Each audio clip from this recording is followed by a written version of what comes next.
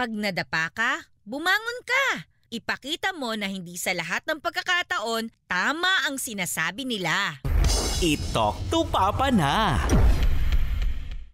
Hello. Hello po. Ayun. Jay, kumusta? Ayan, nagtatricycle yata si Jay. Hindi, nasa daan po kasi ako. Ay, nasa daan. Okay. Nang ginagawa mo sa daan, saan ka galing? Sa ano lang po, sa lola ko po. Anong ginawa mo kay Namiss ko lola ko. Anong Bigla. ginawa mo kay Lola? Nagalmasal lang po. Nagalmasal. Nagalmasal. Okay, Jay, lahat na pag-usapan natin, maaaring may post sa aming iba't ibang social media, digital platforms. Okay lang ba sa'yo? Okay lang po, sige. Okay. Sige. Jay, ano nangyari? Talk to Papa na. Yung sa akin na, kwento ko lang yung ano ko sa naging karanasan ko. Naging Okay. karanasan. First time mo Karanasan. lang ba magkwento dito? Yes po, yes. Okay. Okay. Naging karanasan saan? Sa, yun nga po, dala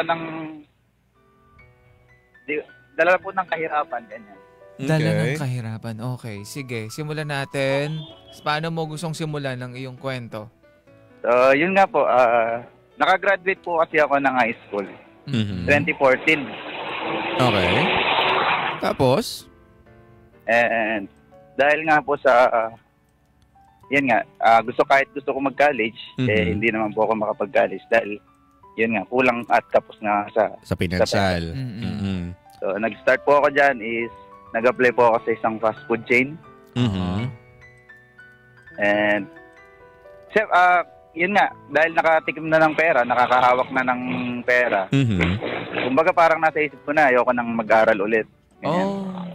Kaya gano'n naman po halos lahat kapag nakahawak na ng pera yung isang first time na hindi hindi lahat. Alam mo ba na pagkatapos kong makagraduate ng high school, hindi agad ako nag-college. Mm-mm. Hindi po, Nagtrabaho ako. kadalasan po. Kadalasan. Oo. Kadalasan.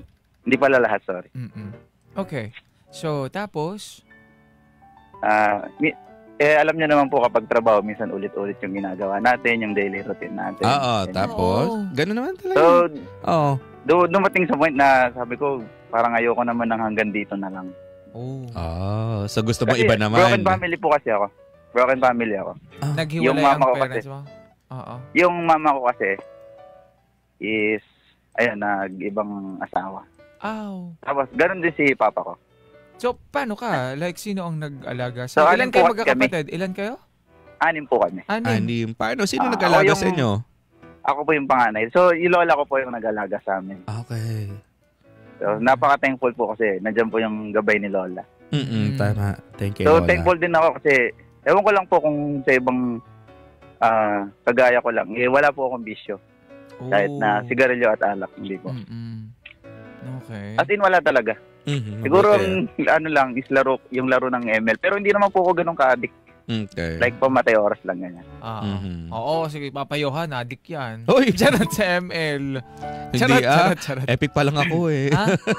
Legend ka na, nakita ko. Legend pa ba? Oo. Kala ko warrior. Okay. Tapos ano nangyari na? So, yun po. Dahil gusto ko naman po ulit mag-aaral, mag-college. Yun. Dahil nga kapos. Oo. May maganda po kasing... Ang ginawa ko po kasi, kahit panggabi ako sa fast food chain, is nag-aral po ako na dun sa college. 2 years course lang naman po siya. Oo, kasi Business, merong mga fast food na nag-offer talaga sila. Pwede kang maging scholar, parang scholar ganyan. Pero pinagtatrabahuhan mo yon, yung pinagtituition mo. Tama? Ganun ba? Hindi po. Bali yung sahod ko po talaga yung pang-tuition. So hindi parang wala, Hindi parang siya nag-apply ng scholarship parang dun sa pumayag ano. lang sila. Pero merong, I believe may scholarship na meron. binibigay. Okay. Tapos? Ayun po. Tapos may magandang offer din kasi sa school. Which is, kapag nagtrabaho ka sa kanila, is malilibre yung tuition fee mo at saka lahat ng activities. Oh, Wait, student assistant? Yes. Pag nagtrabaho ka sa school din? Oo. Opo. So may Student trabaho assistant ka na sa fast food tapos may trabaho ka pa sa school, ganon? Ay, hindi po. Binitawan ko po Binitawan yung mo na sa fast food. Sa fast food. Okay. So parang libre na lang yung pag-aaral mo kasi nag-work ka sa school. Parang ganon. So, yun po. Talagang dinrab ko po yung opportunity. Kasi yun na yun. Oo. Masayang naman. Kasi naman po Well, lagi that's akong... life. Oo. Actually, ginawa rin ni Papa Johan yun. Nag-student assistant din ako. Tsaka medyo mahirap lang i-balance talaga agad. Oo, pero ganun talaga ang buhay. Kapag may gusto tayo, kahit na Magsusumikapan. mahirap. Oo. Okay. So ano nangyari noon? So naging student assistant ka, nagtatrabaho ka habang nag-aaral? Medyo guminhawa naman po kasi ako noon kasi yung last ko na trabaho sa Jollibee dahil panggabi ako. Pag pumapasok naman po ako sa school, tulog talaga ako kasi ang hirap po ng GY. So, yun, medyo nagbago yung nung naging student assistant na ako. So, unang-una nagpapasalamat na talaga ako kay Lord. Yan. Pero hindi pa rin kasi maalis sa mga estudyante na dahil nagtatrabaho ka lang sa akala nila janitor ka na ganyan. So, yung mga nagmamaliit pa rin naman talaga sa akin na may time pa nga na dumating na hanggang dyan ka na lang tagalinis ka ng banyo, ganyan. Kasi ganun po yung trabaho ko sa So, naglilinis-linis ka, ganun? Yes, pagkatapos ng mga klase, sa classroom, sa banyo, ayan, tapos assist ng teacher. So, yun yung naging work mo doon. Pero nakakapag-aral ka. Yun yung nakakatuwa, no? Ang ginaganda rin kasi mo, may allowance din po kasi yung... wow! Oh, may allowance! So, nagkaroon ako ng opportunity. Tapos, sobrang nag-thankful ako kay God kasi yung admin po nung school na yun is close ko. Hindi po siya... As in, parang hindi... Kasi yung ibang SA ko kasi, sinusungitan niya.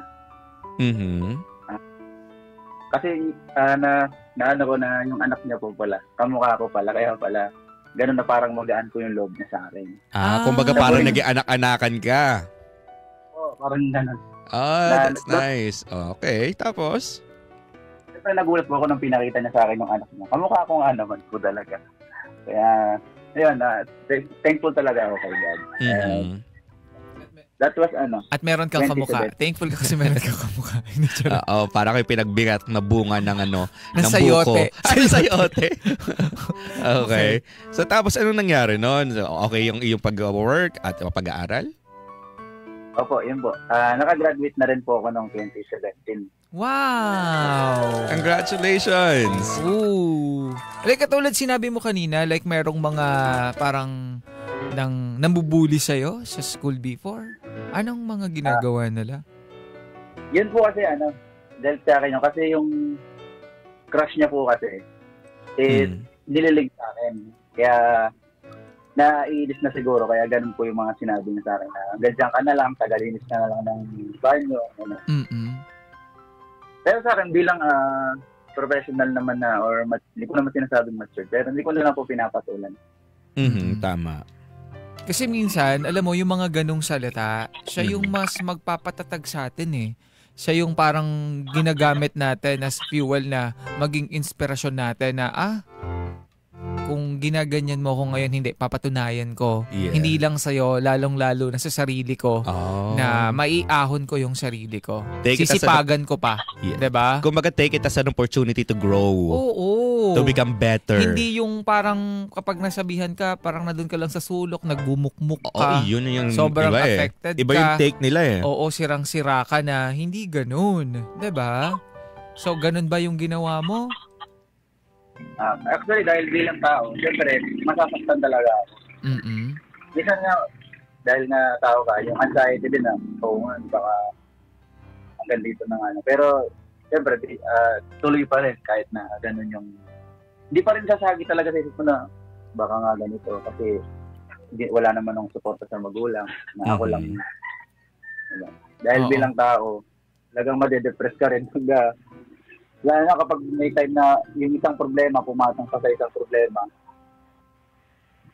talagang susubukin ka yung isip mo, yung utak mo, kung ano. Pero yun nga po, nakagraduate po ako, tapos sobrang thankful ko po dun sa, una-una kay God, tapos kay Madam Admin na lang po. Wow.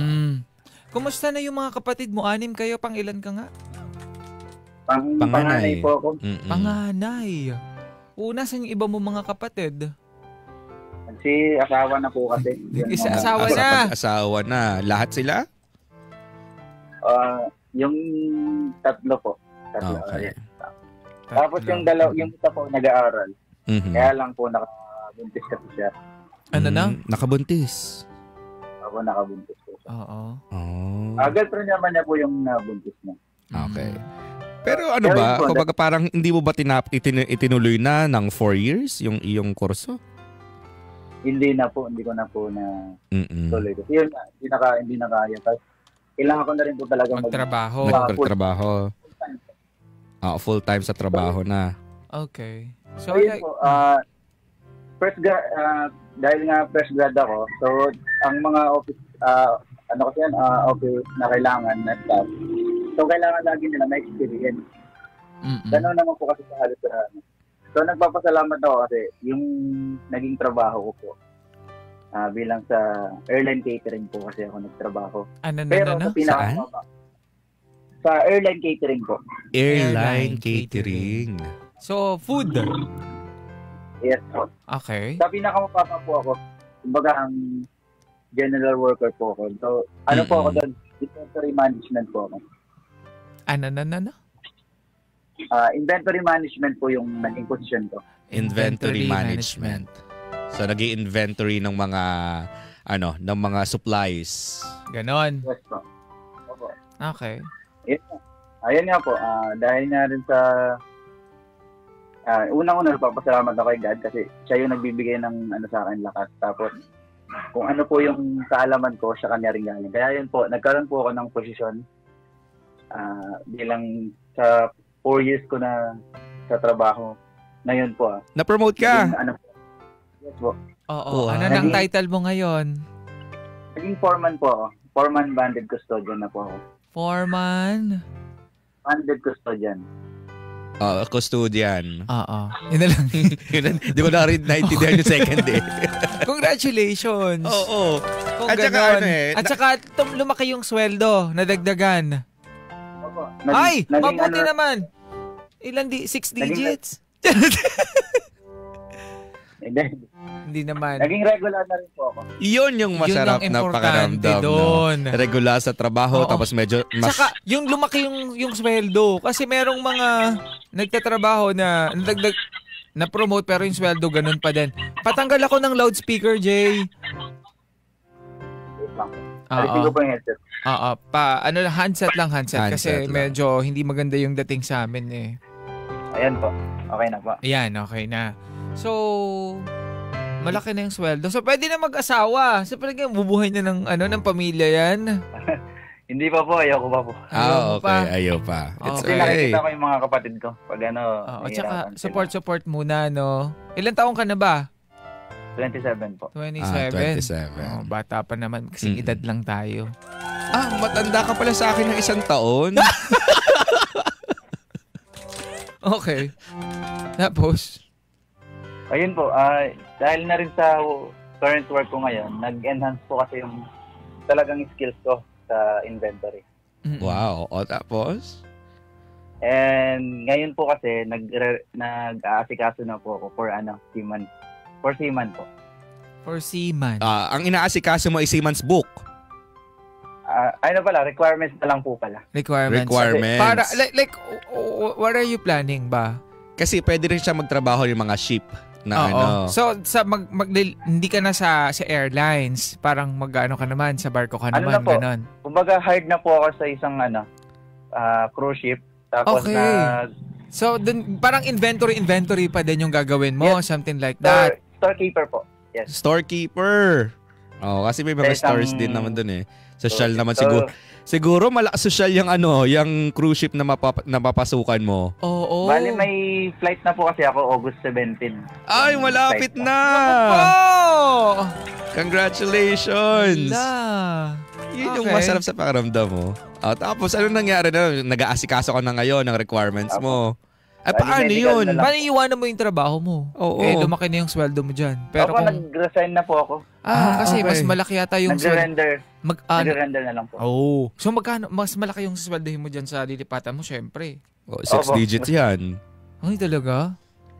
Mas okay po yung offer. Uy, friend! Mas okay na okay. Mas okay. Nako, ang sayang pag-usapan, no? Like, it's a success story. Oo, like, nanggaling ka doon sa hirap. Ng hirap. Yung parents mo is naghiwalay. Hindi naging maganda. Yung kabataan mo kasi, yung pamilya, parang hiwalay yung parents. Hanggang sa, kailangan mo tumayo on your own. Nag-aral ka. Kailangan magsumikap. Nagtrabaho ka habang nag-aaral. Tapos may mga time na masasaktan ka kasi May mga tao na manlalait, na may mga aapakan yung pagkatao mo. salita ng hindi maganda towards you. 'Di ba? Pero after noon is napaglabanan mo at eto ka ngayon. Yes. Diba? Binibigyan ka ng malaking opportunity para mas maging successful sa Maging buhay. maayos ang buhay mo. Oo. Kaya talagang naniniwala ko, choice talaga natin ng lahat. Yes, oo. 'Di ba? Saka kung ano man yung pipiliin natin, doon tayo sa talagang magiging successful tayo. Totoo. Mindset ba? Mindset ba? Ganon. So, ano pa mga sumunod na nangyari? May tanong kami. Ano po yun? Nagkaroon ka ba ng karelasyon? Meron po. Uy! Meron pero? Yan nga po, nung last college pa po yan. Pero hindi namin. Pero ngayon? Wala po. Wala pa ulit. Oh. Di ba nire-ready Kasi mo na kapag nagkaroon ako, hindi ako makafocus sa May gano'n, no? Mas pinipili muna yung sarili para makatulong syempre sa pamilya, ng ganyan. Kasi pag... Pero kung meron pa pong bibigay, okay lang. Okay lang din. Nasa ano lang yan pag mamanage. Meron dito, single. Ihanap kita. Maraming mga ano natin, mga bida-bida natin, mga kapuso natin na nakikinig. Baka naman may magpatibok ng puso mo. Uy! Hindi lang kulang eh. Kaso magbabarko ka na, no? Lalayo, mag-LDR, yun yung mahirap din, no? So, kailangan lang, management lang. Oo. Since marunong ka namang mag-manage, siguro, kaya mo rin yun, I'm sure. So, kumusta ka na ngayon? Bali, ngayon po, dahil wala na akong work, kasi resign na po kasi talaga ako. So, nagsa-sideline po ako sa Angkas. Okay. Sipag. Wow. Tapos, nag-ano rin po ako service ng mekaniko. Ang dami mo namang alam. Oo, no? Like, asawa na lang kulang. Hindi, like, alam mo yun, like, nag-aasikaso ka, galing ka dun sa dati mong trabaho, nag-resign ka kasi meron kang hinihintay. Alam mo yung hindi ka nagpapahinga. Oo. Kasi meron kang pangarap. Meron pang pangarap. At alam mo rin na marami ka pang kagastusan. At maraming umaasa sa'yo. Sinong mga umaasa sa'yo ngayon? Bali kasi, dahil nagsipag-asawa na po kasi yung mga kapatid ko, wala na po sila sa akin. Oo. So parang solo ka na lang ngayon. Opo. Okay. Solo na po. Naku. Kasi hindi rin po ako pwedeng mawalan ng income dahil nagre-rent lang po ako. Oh. Tsaka matagal pa yun. May isang buwan at ilang araw ka pa bago ka mismong sumampa. Matagal pa ba bago sumampa? August 17 daw, Pops. August 17. Ano, international ba ito? Opo, international. Wow. Royal Caribbean po. Sa Shal! Ay, bongga! Oo. Hala. Tapos minsan, nandyan yung mga artista na mga Hollywood. Oo. Andyan ako minsan. Kita tayo doon, ha? Soon. Yeah. Pag ikaw ay magkatrabaho tayo. Magkatrabaho. Sumama pala ako kay Jay. Tauhan ka ni Jay. Pero nakakatuwa, no? So ngayon, anong pinagkakabalahan mo ngayon? Nag-aangkas ka, ganyan. Tapos na ba yung pag-render mo doon sa dati mong trabaho? Opo, nag-last day na po ako kahapon. Kahapon. That's nice. So, yan, medyo emotional lang yung pag-alis ko, last day ko. Kasi yung mga tao po na hawak ko, umiyak po talaga sila nung siyempre nakakaano lang din sa puso. Sinabi nila na ikaw yung pinaka-the best na naging line leader namin. Kasi ano po kasi talaga, hindi man po ako maigpit, basta wag lang a-absent. Yun lang po yung ko. At saka lahat po kasi dahil nga po hindi ako nagbibisyo, wala akong yosi. Lahat po kasi ng kinuha kong tao, hindi po nag-yosi. Kapag in-interview ko sila tapos sabi ko nag-yosi ba, ayoko naman po mag-judge kasi masisipag naman po kahit naman po hindi. Pero sa akin lang po kasi, may time na naging tao ako na nag-yosi. Yung mas marami pa kasi yung yosi break niya. Kumpara dun sa... So, ganun po yung ko. So, yun, kahit na nakakalungkot kasi may pumalit na kasi sa akin, yung mga tao ko po talaga. Actually, mahal na mahal ko yung mga tao ko na yun. Kahit na... Kasi ang sipag nila. Yung respeto na binigay nila sa akin bilang line leader nila, binibigay ko rin po respeto. Binabalik ko po yung respeto. So, yun po, medyo emotional po yung... And kinagandahan po dahil kahit na Kasi kapag nag-resign na po ako, wala po akong sahod ng 15 days, naka-hold po. So, makukuha ko po yun after 3 months. Ano na po, dahil nag-last day ako, sila na po yung sumagot nung parang konting salo-salo lang para sa... wow. Pinaghandaan ka nila. Yan po yung Yung nakakatuwa, no, kapag naging maganda ikaw yung mismong boss. Hindi ka boss, kasi, ikaw yung leader. Yung pagiging mabuti mo kasi, may balik talaga yan sa'yo. Exactly. Kasi meron kasi times 3 yan. Oo. Sa times 4, times 5, ganyan. Meron kasing mga boss na boss lang siya. Tapos boss lang. Minsan boss lang. Oo. Iba kasi yung pagiging leader. Oo. Kasi kung ikaw yung leader na nakikita ko kay Jay. Ikaw yung nagli-lead. From the word leader. Hindi, kumbaga parang hindi lang ikaw yung umaangat, iniaangat mo rin yung mga nasa baba mo. Exactly. Sabay-sabay kayo. That's the thing. Yes, ganun. Kaya yun din yung naramdaman nung iyong mga subordinates, 'di ba? Kaya ramdam nila yung pagmamahal nila sa iyo at ramdam mo rin yung pagmamahal mo sa kanila, 'di ba? Ganun ba 'yon? Yan nga po. Napayak talaga ako nung nag-speech na sila na, Sir, maraming salamat. Kung di dahil sa'yo, wala kami dito. Tsaka alam mo yung na-appreciate ko ng mga tao. Okay. Opo, sobra po. Doon na po talaga ako napaiyak. Kasi kahit na mga lalaki sila. Kasi sila, 3 lalaki. Tapos, yung iba kasi hindi nakapunta. Pero okay lang, naiintindihan ko naman kasi may pamilya sila. So yun, kahit na lalaki sila, talagang niyakap nila ako na, Sir, salamat. Siyempre, ako, mababaw lang kasi talaga luha ako. Talagang nampayak ako. Tapos tinapik ka nila sa likod, no? Sir, ingat Tapos yung isa kinis ka. Hindi, ang sarap sa pakiramdam nun, to be honest, no? Tsaka thank you sa pagiging mabuting tao at pagiging magaling na leader kasi hindi ka bibigyan ng ganyang simple party kung hindi ka naging mabuti sa kanila. Yes. Karamihan dyan, wala nang pakialam. Diba? Pagkaalis mo, buti nga, iba, ganun. Buti nga sa'yo. Buti naman, umalis na yan. Oo, ganun ba, diba? Pero ikaw, ibang-iba ka. Saludo kami sa'yo. Ibig sabihin talaga, nagmamatter ka sa kanila, sa puso nila. May gusto ka bang itanong sa ating mga bida-bida na nakikinig ngayon? Wala naman po. Gusto ko lang sabihin na yung sa mga kagaya ko dyan. Sige. Mamaya. Tatanungin muna natin sila kung ano yung masasabi nila sa story mo. Kayo, anong masasabi nyo sa kwento ng ating bida? Or ganito rin ba yung napagdaanan nyo?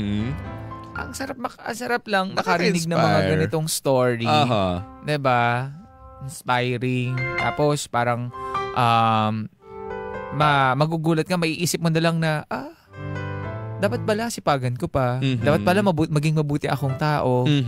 Dapat pala bilang boss ako, is maging mabuti ako para yung mga tao ko is maging mabuti din sa akin. At dapat nililid ko sila. Dapat pala hindi ako boss.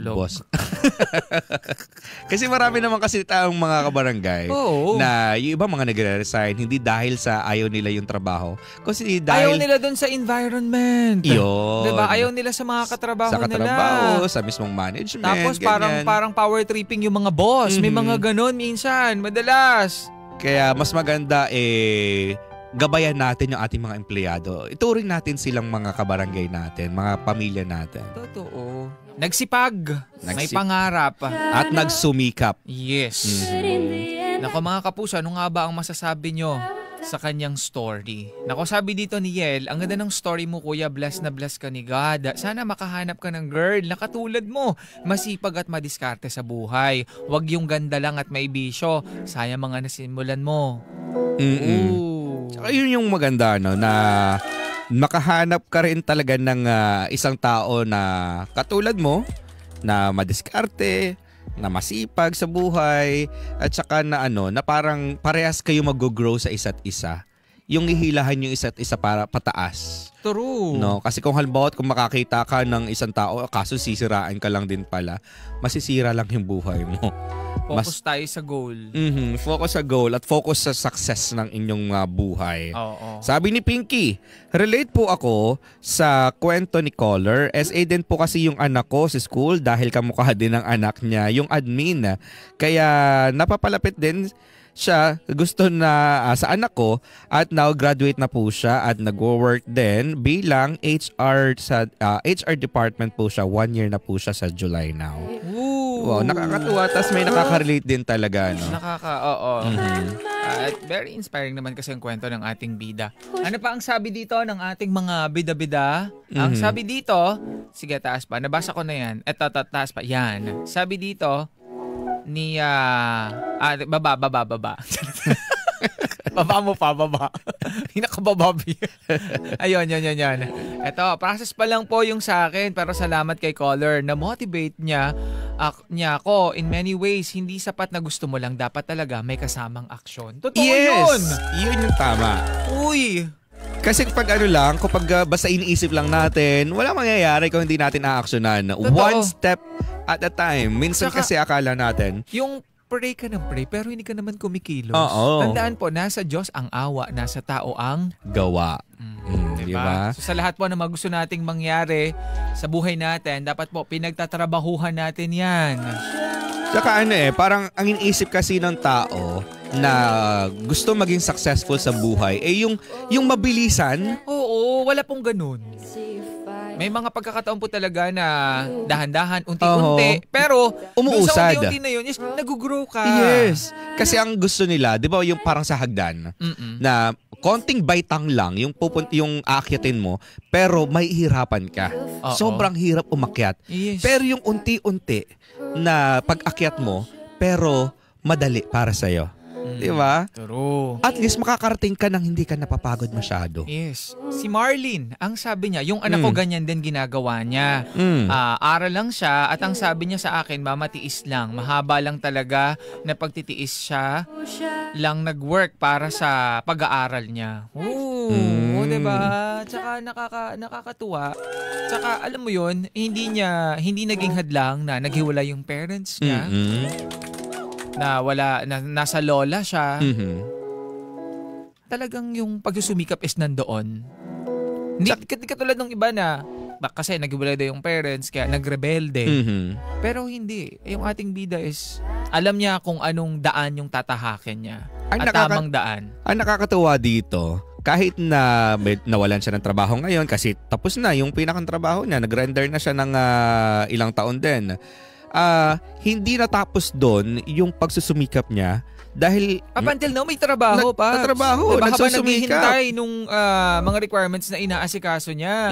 So kapag ito naging jowa mo, wala kang gutom. Ay! Mga kapuso, mga kabarangay, balikan natin ang ating bida na si Jay. Hello?